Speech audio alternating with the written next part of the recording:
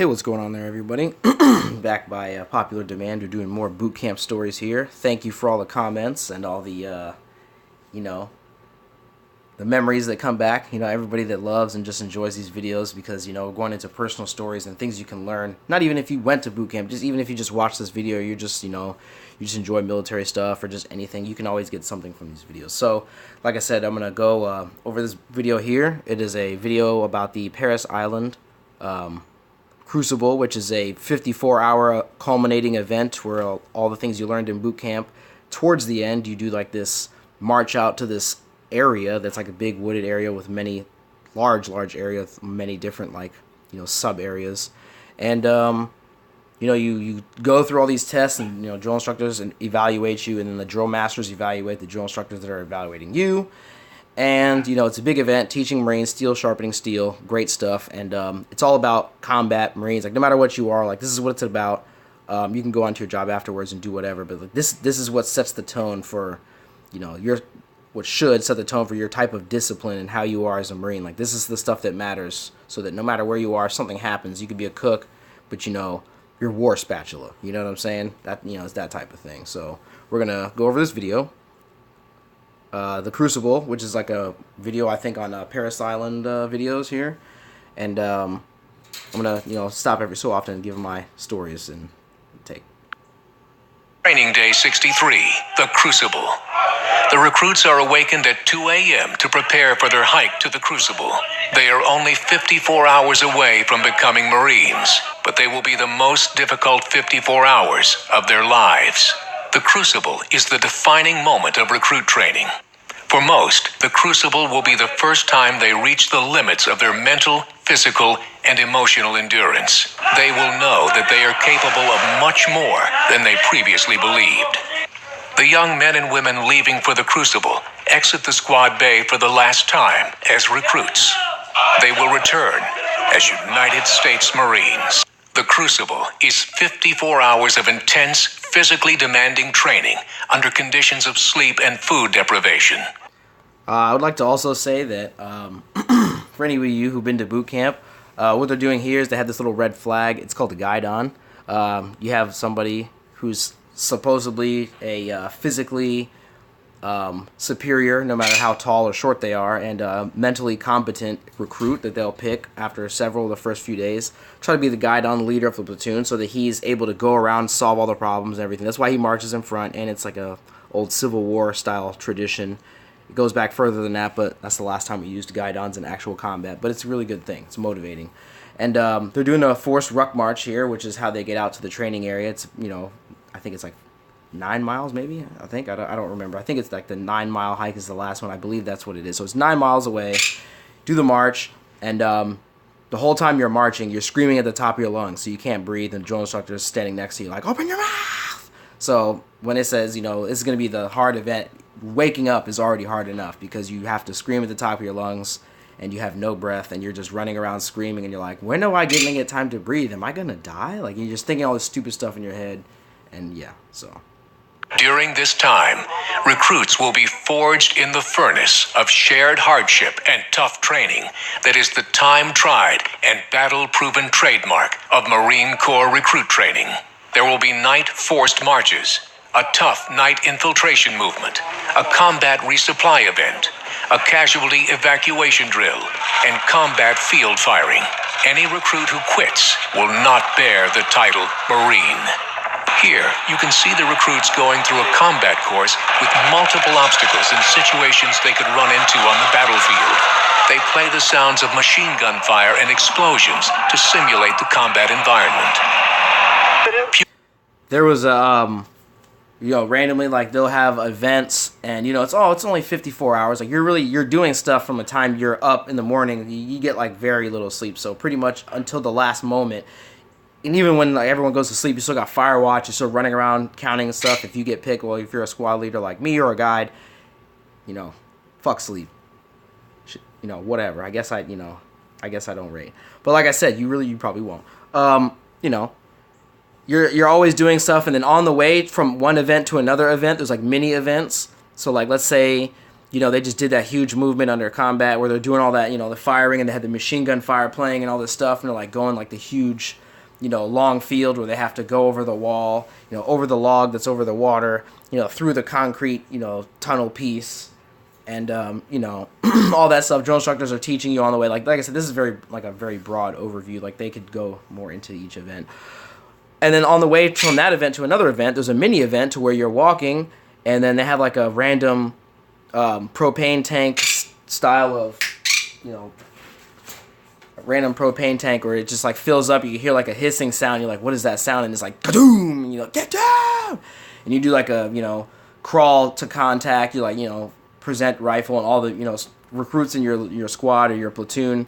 The platoon is usually broken down into 4 squads, and like you'll go to events, and then they have you do like a movement to contact on the side of the road. Like, then there's no just grass in the field, and they're teaching you stuff on the way, and then you'll patrol, creep, cross the street, crawl if you have to, do some fucking ninja shit, and then you get up to the pugil sticks, and he's like, take off all your shit right now, get the pugil sticks on right now, and then you'll fucking, all right, sir. You'll get over there and do it, and then obviously, a couple times you'd be like, oh, you want to be slow? And you'd be like, no, sir! And you go faster, and you get your pugil sticks on. So every moment of every day, it's probably only 7:30, 8 o'clock in the morning right here.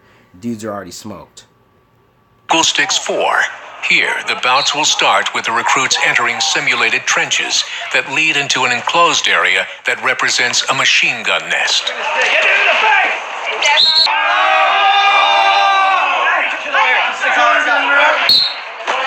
And what they're doing there when they put their hands up is they'll run up and be like, ah, and then you'll run up and then you'll say, ah, 175, because that's how much I weighed. I think that's how much I weighed when I got there, but while I was in boot camp, I weighed about 164. I lost a lot of weight. I was fucking feeling tiny. It's only 164 pounds, so you run up and say, ah, 164, and then they'll be like, ah, 210, and drill instructor will look at you and the 210 and be like, hell yeah, this will be fun. And then, you're obviously gonna fight people who don't fucking match your size. That's just the point.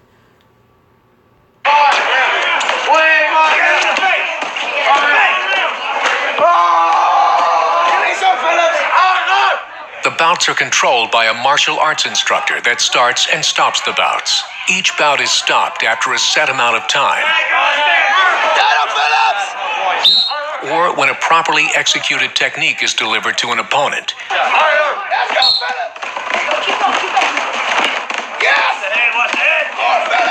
Get him, swing, fight back! Let go of him and we'll fight! So, on some of my fights, like a lot of times you're going up to these fights, they don't tell you what you're doing. They just say, go over here, do this now. So, like, you're always fucking shocked. Like, you're always being surprised with whatever. Like, every day in boot camp, like, I wasn't aware, except for a few days because I was a squad leader. You have to, like, run with the drill instructor, and he, stuffs you in a trunk and drives across the fucking base, and you get out, and he's like, fucking set up this thing. And, you'll fucking, set up a little thing, of little course. He's like, we're gonna have the recruits over here fucking doing this and that. Good to go. And you're like, yes, sir. And me and the other squad leaders, there's 4 of us, so we're, like, setting up little shit, and we were just stuffing it in another truck, and we didn't actually know what the hell was going on. And, that's what you spend your time doing if you're a squad leader. You're running around setting up stuff for the other recruits and then secretly getting fucking told that you're going to get peeled in half by the drill instructor because he's making fun of you the whole time, and it's really funny. But, that's why I'm better at talking shit, because I got 90% more ass chewings in boot camp than everybody else, because being a squad leader guide is a lot more responsibility. So, Stand behind him! Recruits will encounter unique obstacles. And let me also say that they have you run into that little machine gun nest area through like a long wooden trench-style hallway, and it curves around at the end. It's like 10 yards, and then it curves like a 45-degree angle at the end, and then that's when you're in that little arena, and then you start fighting people. But you're supposed to just run in there, and you have no idea. So I was a guy called a bag checker, where I had like a small, punching bag. It was like a flat, square punching bag. And I would stand at the beginning of the entrance. I would hide behind the corner so that when they would run out like, ah, into the, arena to do like the battle, I would just jump out of the side and just literally bag check them and fucking put them on their ass and make them do backflips and clothesline these kids. And then they would get up, and then the fight would start, and then they'd be like getting their ass kicked. And like, drill instructor got kind of pissed off because I was so motivated, and I would hear them start screaming. I would actually run down the hallway and bag check them out of the fucking hallway back into their platoon. and then run back in, and the drill instructor's like, why the fuck did you do that? And I was like, sir, I don't fucking know, I'm motivated, sir. And he's like, that's what the fuck I'm talking about, kill them. They're in a fucking faggot platoon. You're in a fucking gangster platoon, you good to go? And I'm like, yes, sir. And then he walks away, and then he comes back, he's like, hey, make sure that you let them actually get in the fucking thing over here, so we can watch them get their ass beat. But fucking fuck yeah. So, that's one of the, you fight from the morning until night. It's fucking good stuff. Each bearing the name of a heroic Marine from the Corps' illustrious history, which can only be negotiated with teamwork. Once each obstacle is overcome, the drill instructor mentors the recruits, critiques their efforts, and retells the story of the Marine for whom the obstacle was named, bringing to light how that individual exemplified the Marine Corps' core values. Vigorous gallantry and intrepidity in action against the enemy while serving as Weapons Platoon Sergeant, Company C, 1st Battalion, 2nd Marines, Regimental Combat Team 2. On 23 March, Gunnery Sergeant Jordan's platoon was tasked to conduct the attack north through the city on Nasiriyah to secure a critical bridgehead Honor, on the north side of the courage, city. commitment. The Crucible is the culminating event in recruit training. One of my most memorable events that I can think of right now, it was called the Battle of Khe Sanh for Vietnam, and I think this was on BWT, which is like a mini Crucible, like a couple weeks before, and it's still in the same area, but the Crucible is a little bit further into the woods. You have to, I mean, correct me if I'm wrong, I can't remember, it's like almost 10 years ago now. The Battle of Khe Sanh, so you're camping out there, and then they come up to the little thing, and then he's like, all right, we're going to do Khe Sanh. Khe Sanh, Khe Sanh, Khe Sanh, Khe Sanh. And he kept saying it, and we're like, ready, go. And we had to fucking have your full load on, which is like the, 50-pound, like your main pack, with your, flak and Kevlar, your rifle, and you do a 5-mile march, like fast as fuck, out to this outpost type of deal out in the middle of, nowhere in the, swamp, and they have like this big open field with a little wooded area right before, and you get there and you curve off into the wooded area, and they're like, all right, we're going to plan this attack. And then they'll tell a story about in Khe Sanh, it was an outpost in Vietnam. They got surrounded by fucking Viet Cong, like thousands of them. I think there was only like a couple, like 200, maybe 7, is anywhere from 200 to 400 or 500 Marines, maybe 1,000 or so. I don't remember the number. You can correct me in the comments.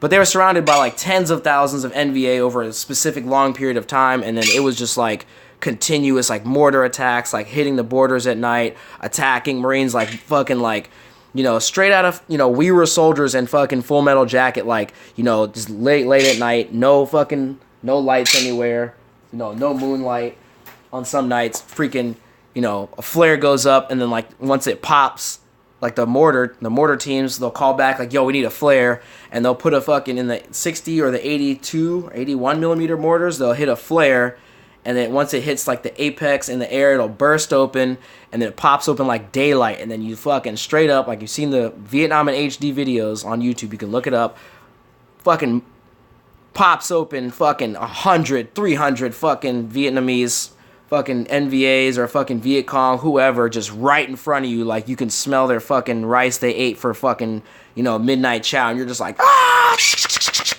You know what I mean? Like, that's the type of stuff that, the story they would tell in Khe Sanh. So we ran all the way out there to simulate having to go through the jungle and walk all these miles.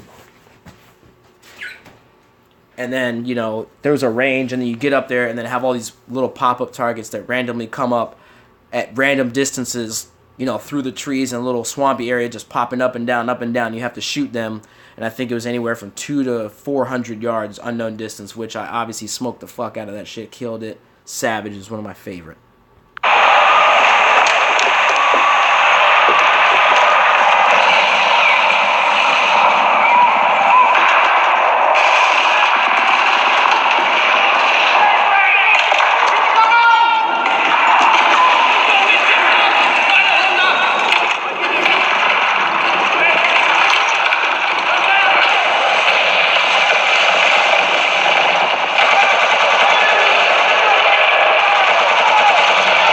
Let me just say that I think that because there's a camera right next to this guy, the drill instructor isn't literally like a fucking, like a fetus on the side of this kid's face attached, fucking, get your face in the fucking dirt. Obviously, because, everybody knows who's been there, obviously, because civilians see this and they'll get their fucking, like, they get a heart attack and then they'll call and be like, I can't believe you're mean to recruits, and then send them out into war and be like, oh, why weren't they prepared? They just don't understand. It's fucking stupid.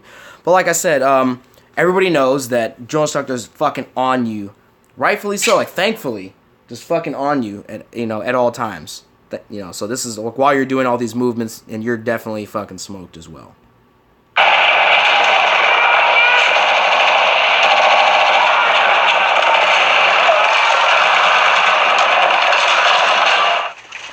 And in order to become a Marine, all recruits must complete and pass the entire evaluation.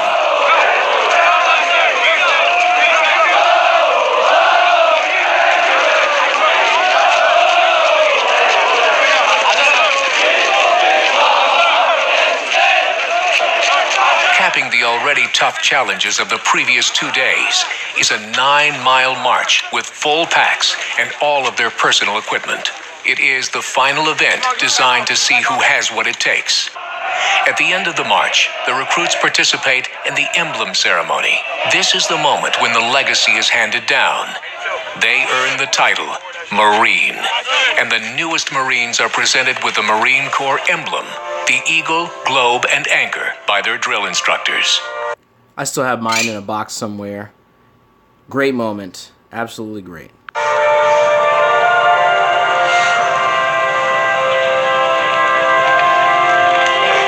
Congratulations, Bossford. Thank you, sir. It's all right to cry. Sir. The eagle, globe, and anchor is what sets Marines apart from other branches of service who delineate themselves by occupational specialty or demonstrate allegiance to a specific unit through the wearing of a patch or symbol. The only symbol Marines recognize is the eagle, globe, and anchor. Receiving the emblem signifies that the recruits have earned the title of United States Marine. And thus begins the warping of your brain to make sure that you can achieve great things too. It's true. Has to be done. They will now stand with their instructors as the nation's newest Marines.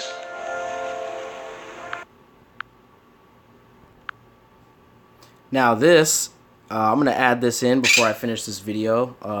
I'll continue it in part 4. This is just a collection in one video that I found of really good just moments in boot camp that just make you smile. And for those of you who don't know, this is just how you become disciplined. Like I said, people get offended that, you know, I think this is too serious. I think that, like I said, killing people or being a Marine and being ready to fucking do whatever you have to do, and then, you know, doing it well, then being happy and laughing and being, you know, able to do it isn't for you. This is Recruit Rivera. I have arrived safe in Parris Island. Please do not send any photo book items to me in the mail. I'll contact you 729 days by letter with no address. Thank you for your support. Goodbye for now. Bye. Nobody said what? Stop! Nobody said put your finger in your ear when you make your phone call home. I said, don't do that. Ma'am, it is not ringing. Try to get fire recruiter. Go hang it up and try to the floor. Get to this floor.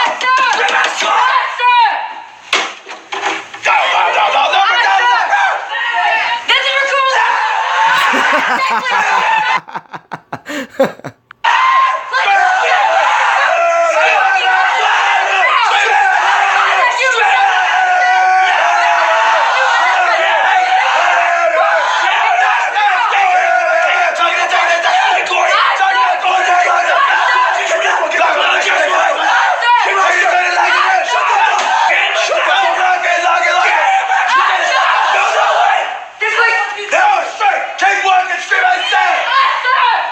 Oh man, when I first walked in and I did this like phone call home, I didn't get an answer, and I think I called like either my dad's cell phone or you know, the house phone. It might have left a message, but you know, hopefully, you know, they just deleted that message, or maybe it just got lost in like the full mailbox or whatever, because like I said, you probably really just heard fucking that on the other end and were like, what in the fucking hell is this? Yeah. And then, you know, they have you come in, call your parents, let them know that you have arrived and you are alive and you're getting 3 meals a day, you know, prison shit. And then, they'll go and make you stand on a little glass box to see if you have flat feet and like all these little tiny first medical things, signing paperwork, and then, you know, getting your ass chewed the entire way to let you know that you're going to get your ass chewed start to finish.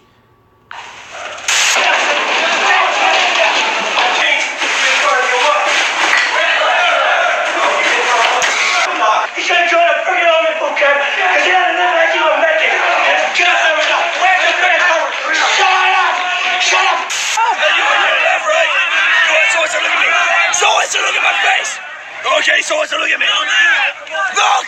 Away from me! Aye, sir! Scream at your face! Aye, sir! I ain't screaming! Aye, sir! You ain't screaming! Aye, sir! Aye, sir! Aye, sir! Longer, you! Aye, sir! Longer! Aye, sir! Longer! Aye, sir! Aye, sir! Oh man, the pulley events are great. I'm gonna see if I can't find one more here. Oh, this is a good one. This is a good one.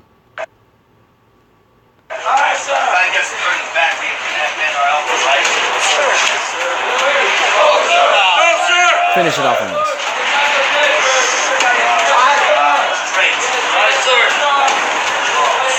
Get your freaking arms up! Get him up here out of the deck! It's a piece of paper!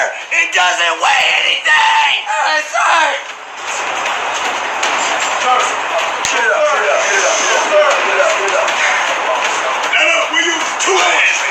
Get your arms up! Get him up! Get him up right now! Get him up right now. Open your mouth right now!